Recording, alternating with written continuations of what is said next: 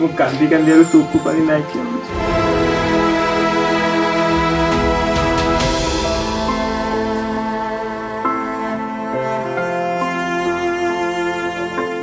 ঘটনাটো হ'ল মই ঘৰত নথকা অৱস্থাত তাই ছাডেনলি ঘৰৰ কোনো মানুহক নজনাকৈ ঘৰৰ পৰা ওলাই গ'ল দুটা মোৰ সন্তানক লৈ। দুটাই মোৰ ল'ৰা সন্তান। গতিকে ডাঙৰটো 9 বছৰ আৰু সৰুটো 4 বছৰ। আপোনাৰ পৰিবাৰ?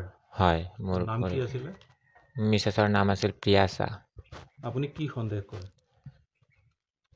সন্দেহটো এনেকুৱা মোৰ বেয়া সন্দেহ নাই, কাৰণ মই তাইক আগে পিছে এনেকৈ দেখা নাই আৰু মিছা কথা কৈও লাভ নাই। তাইক দেখিলে বা সন্দেহ থাকিলেও মই কিবা এটা ক'লো হয় যে কাৰোবাৰ লগত গ'ল, কিন্তু মই আজিলৈকে তাইক বেয়া দেখা নাই। আমাৰ দুজনৰ সম্পৰ্কটো আজি 11 বছৰ ধৰি ভালেই চলি আছিল। কেতিয়াবা এতিয়াও সন্দেহ লাগে মোক, কোনোবা তাক অপহৰণেই কৰিলে নে কিবা কৰিলে সেইটো ক'ব নোৱাৰোঁ, কিন্তু মোৰ দুটা ল'ৰাৰ কাৰণে বহুত মনত পৰিছে। কেনেকৈ আছে, কি খাইছে, ক'ত আছে, সেইটো কাৰণে বহুত দুখ। আজি 5 দিন ধৰি মই বহুত বিচাৰিলোঁ। তাৰ মাকৰ ঘৰত গ'লোঁ, তাৰ যিমান সম্পৰ্কৰ মানুহ আছিল গ'লোঁ, কিন্তু ক'তো মই লগ নাপালোঁ। আৰক্ষীক দিলোঁ মই, সেইটো বৃহস্পতিবাৰে দিয়া হ'ল, এজাহাৰ লিখি দিলোঁ। ছাৰেও থানাৰ পৰা লোকেশ্যনটো খালি মোক দিলে। মই ছাৰ ক'লোঁ, ছাৰ লোকেশ্যনটো ওলাই দিয়ক ক'লৈকে গৈছে, কিন্তু লোকেশ্যনটো মই বৰদবকা নীলবাগানলৈকে পালোঁ। তাৰপিছত সন্দেহ এটা আছিল যে হোজাই তাৰ সিহঁতৰ সম্পৰ্কৰ মানুহ আছিল, গৈ লগ কৰিম বুলি মই যোৱাকালি হোজাইলৈকে গ'লোঁ। হোজাই সিহঁতৰ সম্পৰ্কৰ ঘৰৰ মানুহক গৈ মই বিচাৰিলোঁ, কিন্তু তাতো নাপালোঁ। নিৰাশ হৈ উভতি আহিলোঁ ঘৰলৈকে।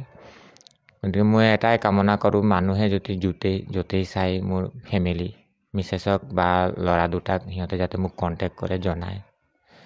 তাৰ কাৰণে মই বহুত অভাৰী থাকিম। মানে মোৰ এটাই কামনা, যাতে মই ফেমিলিটো আকৌ ঘূৰাই পাওঁ।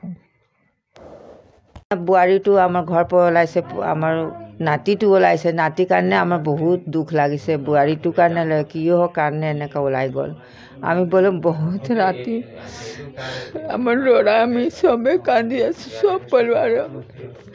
5-7 খাব নোৱাৰোঁ আমি একো দুখ দিয়া নাই, কিয় এনেকুৱা কৰিছে। আমাৰ অন্তৰ ফাটি আছে আমাৰবিলাক। য'তে থাকক আহি যাওক আমাৰ ঘৰত বোৱাৰীটা। আমাৰ দাঁত লাগিব আৰু একো নাই।